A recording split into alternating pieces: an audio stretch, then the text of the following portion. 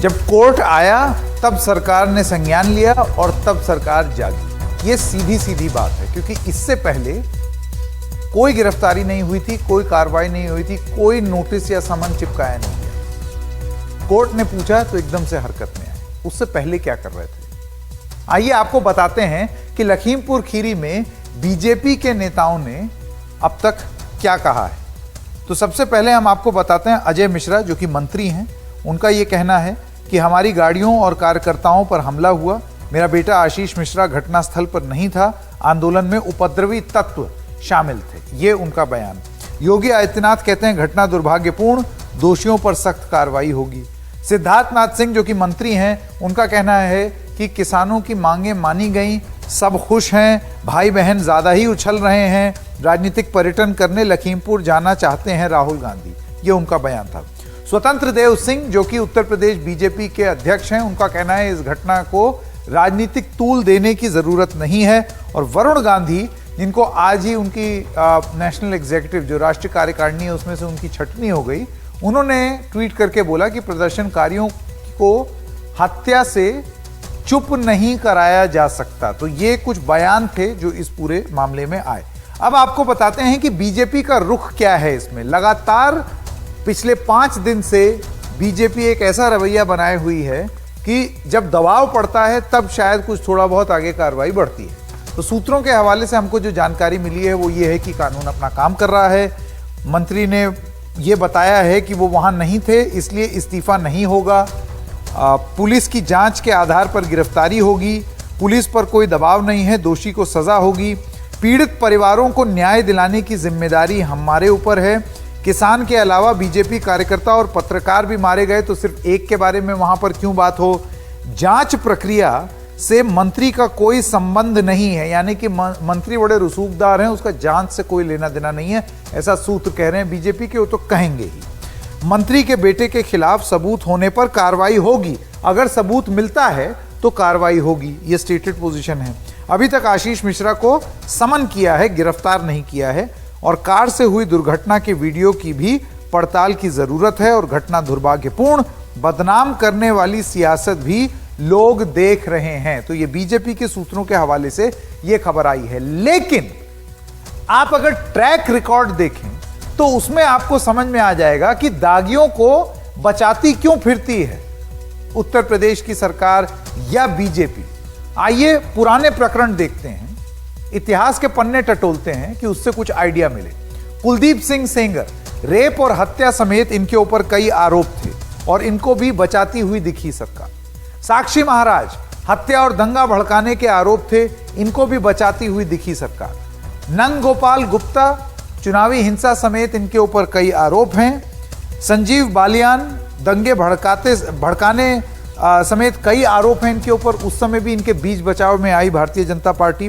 और संगीत सोम दंगे भड़काने के आरोपी हैं, एनएसए कानून इनके ऊपर लगा और कई बार भारतीय जनता पार्टी ने एक ऐसा इस पे तोड़ दिया कि ये तो राजनीतिक द्वेष से, राजनीति के चलते ये सारी कार्रवाई हुई थी। तो ये अब तक की स्थिति है। अब देखना ये होगा कि जब सुप्रीम कोर्ट में मामला जाएगा और जो समन पर आएंगे अजय मिश्रा के बेटे, तो उस समय पुलिस क्या कार्रवाई करेगी। और जो सबसे बड़ा सवाल है वो ये कि 5 दिन हो गए, इस तरीके की एफआईआर अगर हम आप पर होती तो तुरंत हिरासत में लिए गए होते। ये ढील क्या उत्तर प्रदेश में सत्ता वाले नेताओं को देना अब एक कानून बन गया है, ये बड़ी बात है। आइए आपको दिखाएं रवीश रंजन शुक्ला की वो रिपोर्ट जिसमें वो उस घर के बाहर हैं जहां पर ये नोटिस चस्पा दिया गया है।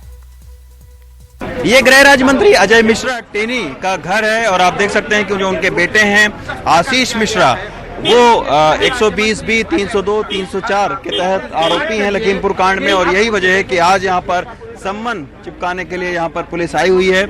और इस सम्मन में लिखा गया है कि 8 तारीख तक 10 बजे अपराध शाखा जो रिजर्व पुलिस लाइन में है वहां पर व्यक्तिगत तौर पर उपस्थित हों।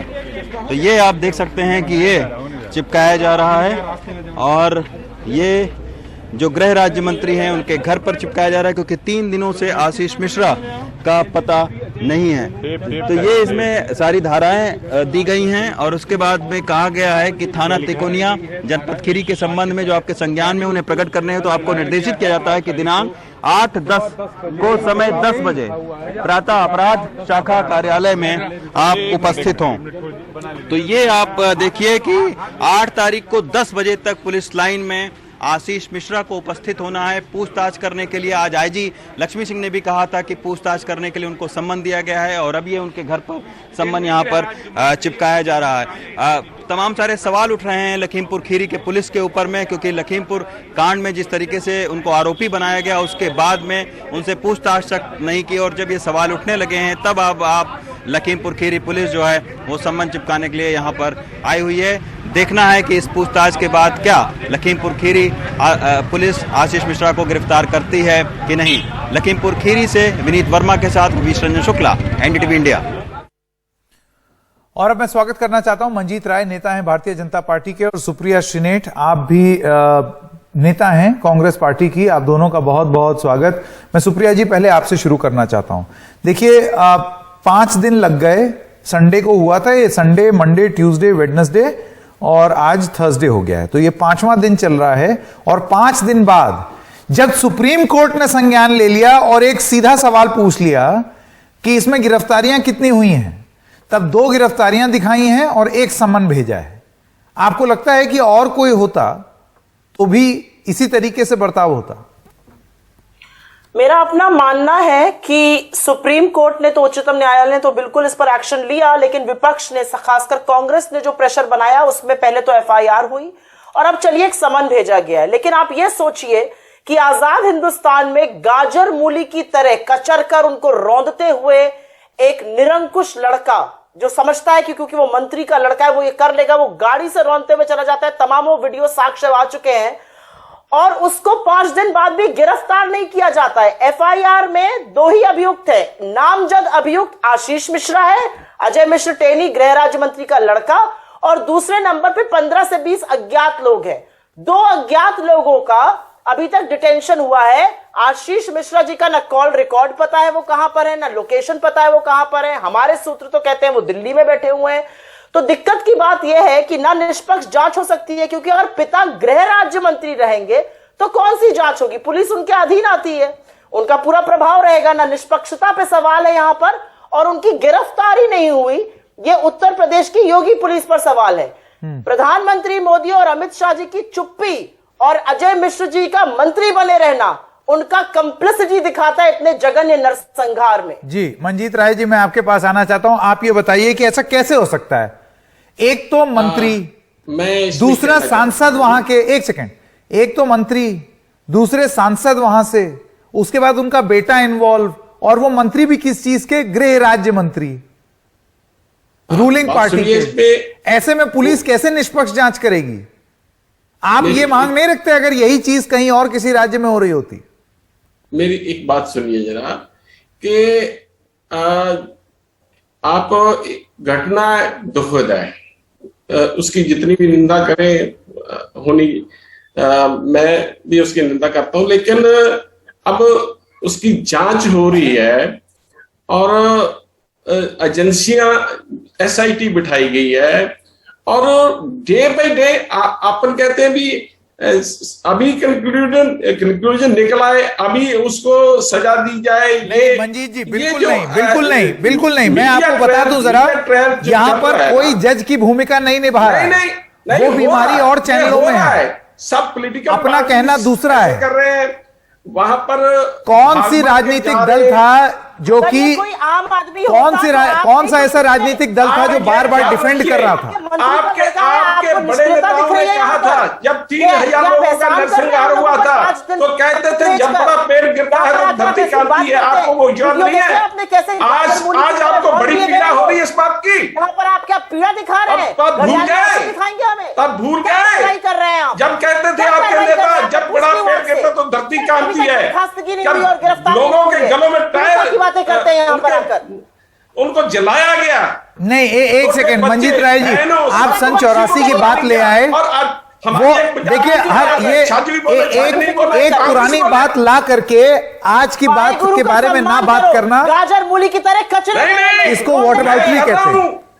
जब एक्शन हो रहा है, एसआईटी की जांच बैठी हुई है, सभी जो जांच बैठी हुई है, माय फुट एसआईटी की जांच बैठी हुई है, क्या बात कर रहे हैं मंजीत राय जी? मैं आपसे एक सवाल पूछना चाहता हूं, एक एक करके। सुप्रिया जी रुकिए, वरना शोर हो जाएगा, बात समझ में नहीं आएगी। एक एक करके मंजीत राय जी मुझे ये बताइए, ये किसी और प्रदेश में हुआ होता और ऐसे ही कोई मंत्री का लड़का होता या मंत्री पर आरोप होते, तब भी आप बैठ करके यही कर रहे होते? तब भी आप यही बोलते? यही आपकी पोजीशन होती कि जांच चल रही है, जांच के लिए एसआईटी गठित कर गई है, हमें इंतजार करना चाहिए, तब भी यही बोलते? लोग तो पर्चा भी दर्ज नहीं करते। पर्चा दर्ज हुआ है, एक्शन हो रहा है, एसआईटी है और सिटिंग जो जज की इन्वेस्टिगेशन कर रहा है। अभी तक गिरफ्तार नहीं हुआ, क्या एक्शन हुआ है? तथ्य इन्वेस्टिगेशन के आप इन्वेस्टिगेशन अपोजिशन इन्वेस्टिगेशन पहले कर रही है। क्या इनको पता ही है मौके पर थी जो मेरे आपका नैतिक और दिमागी दिवालियापन दिखाता है। आप लोग अपनी नैतिकता, मर्यादा, कानून सब कुछ ताक कर रखते हैं देश को चलाने की कोशिश कर रहे हैं। हमें सिखाने वाले कौन होते हैं? एक सेकंड सुप्रिया जी, अपनी पीढ़ी के नीचे सुप्रिया श्रीनेट, मैं आपके पास आना चाहता हूं। कू ऐप पर एक सवाल हमने पूछा था, उसका जवाब आपसे ले लें। सवाल यह है कि कोर्ट के संज्ञान के बाद ही क्यों जागती है सरकार? आपको लगता है कि इससे पहले भी जो प्रकरण थे, इसमें जितने मामले थे, आप कुलदीप सिंह सेंगर का मामला ले लीजिए या साक्षी महाराज का मामला ले लीजिए, आप चिन्मयानंद ले लीजिए, आप कुलदीप सिंह सेंगर ले लीजिए, उत्तर प्रदेश का ऐसा कौन सा मामला है जो योगी सरकार अपने आप स्वतः आके कानूनी कार्रवाई करने लगती है? लेकिन इसमें मैं जितना जिम्मेदार योगी सरकार और इनकी धृष्टता को मानती हूं, उससे ज्यादा जिम्मेदार मैं मोदी जी और अमित शाह को मानती हूं। क्या खिचड़ी पक रही है ये? क्यों अभी तक मंत्री अपने पद पर बना हुआ है? ये नरसंहार हुआ है। अगर इन प्रवक्ता को नहीं दिख रहा है तो इनकी आंखों पर पर्दा पड़ गया भाजपा का। नरसंहार हुआ है आपके साथियों का, सिख भाइयों का नरसंहार हुआ है वहां पर। यहाँ पर आकर बक करेंगे, जबानी जमा। सवाल मैं पूछना चाहता हूं, एक सेकंड। मंजीत राय जी, हमारे एक दर्शक हैं प्रभात सिंह, वो एक सवाल पूछ रहे हैं कि कार्यपालिका की मौजूद संस्थान इस सरकार में अपना काम क्यों नहीं कर रही है? मैं आपसे जानना चाहता हूं, देखिए जो एग्जिस्टिंग सिस्टम है सरकार का, वो क्यों नहीं काम करता हुआ दिखता है? हमको अभी सरकार की जो मौजूदा प्रणाली है उसमें ऐसे लगता है कि पूरी कोशिश की जा रही है बीच बचाव की। मेरी एक बात और एक आप ये बताइए, और ये मैं हिस्ट्री के, ये मैं इतिहास टटोल करके और जो अभी कुछ हाल फिलहाल प्रकरण हुए हैं उसके आप बताइए, कोई भी बड़ा हादसा होता है वो उत्तर प्रदेश के बाहर चली जाती है उसकी जांच। अभी फिलहाल जांच यूपी कर रही है, लेकिन दबाव पड़ेगा, अंत में आपको सीबीआई करनी पड़ेगी। एफआईआर होने के बाद इन्वेस्टिगेशन होना और एसआईटी का बैठाना, जो कहा गया कि एक जज उसको इन्वेस्टिगेट करे, वो भी जज को लगाया गया है। और जो छोटा सवाल, छोटा मंजीत जी, मुझे ये बताइए कि जब गृह राज्य मंत्री बहुत ही मजबूत एक ऐसा आदमी जो कि ये कहते हैं मैं कुछ और भी हूं, एक सेकंड सुप्रिया, मंजीत राय, एक आदमी जो ये कहते हैं गृह राज्य मंत्री कि मैं सांसद होने के अलावा और सब कुछ होने के अलावा 302 का मुकदमा था हत्या का, और 25 सितंबर में उन्होंने जो उन्होंने स्पीच दी, और क्या है वो? एक सेकंड, हत्या का मुकदमा चल रहा है उन पर। सुप्रिया एक सेकंड, जो उन्होंने स्पीच दी उन सबको अगर आप मद्देनजर देखें तो आपको नहीं लगता है कि ये रसूखदार आदमी, इनके रहते हुए एक निष्पक्ष जांच हो सकती है? हाँ या भाजपाई चश्मा चढ़ गया, इनको कुछ नहीं दिख रहा है, मोदिया बंद हो गया इनको। अरे भाई आप नहीं बोले, मेरे को ये बड़ा आप पर ये दया आती है कि आप मोदिया से ग्रसित हैं, आपको न्याय कानून ऐसे जाने जाते उछल के बात कर रहे हैं कि पता नहीं क्या होने वाला। अरे भाई आप थोड़ा सा धीरज रखिए। निष्पक्ष जांच कैसे होगी अगर मंत्री, गृह राज्य मंत्री अपने पद पर बने रहेंगे? हाँ या ना बताइए। चश्मा पहन लीजिए, चश्मे का इलाज कराइए। मोदी, चलिए मेरे पास समय खत्म हो गया, आप दोनों का बहुत बहुत धन्यवाद। एक छोटे से ब्रेक के लिए रुक रहे हैं, ब्रेक के बाद जब आएंगे तो ये कवरेज जारी रखेंगे।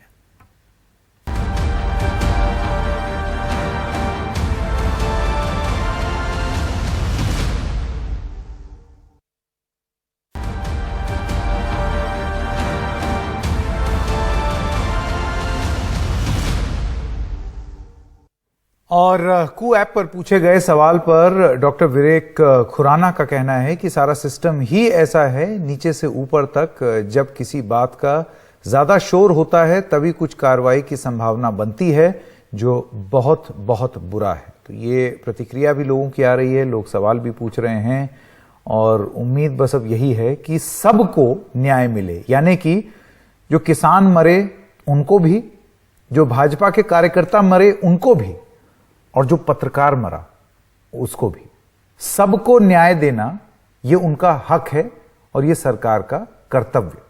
खबरें जारी रहेंगी एनडीटीवी इंडिया पर।